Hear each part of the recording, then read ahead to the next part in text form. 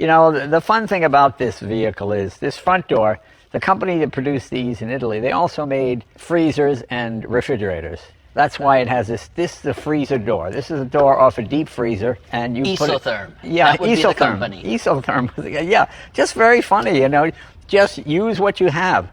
You know, I always like low-budget movies because people are creative, you know. They come up with ways to get things instead of using special effects, or they really get good writers or good acting. And that's what this is. This is some real solid engineering in these, because these were actually quite dependable. They came to this country, and they were a hit here too. They were. They used them as yacht tenders a lot more here, and golf carts in a sense. Yeah. It would have been a little bit hard to go anywhere in the U.S. with these other than in the city, but in Europe they really did well as a city car, as a proper enclosed scooter in a sense. Now, when they built it in Italy and in Germany, oftentimes it had four wheels, two in the front and two in the back. But when they built it in England, this is the one we all know because it's a three-wheeler. See, in England, anything less than four wheels did not pay the oppressive car tax. You had this huge car tax, which doesn't seem like much in hindsight, but at the time... it was half of what the car tax would have been at the time for a motorcycle. That's what it means. So you could register this as an enclosed motorcycle, or whatever they want to call it. So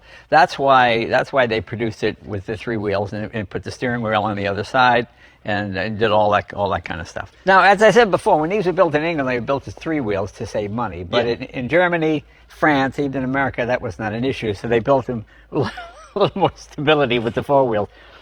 But it's basically the same problem that you have with the three-wheeler. You got the two inboard wheels like this. If they're building this today, it would just be one big wide wheel.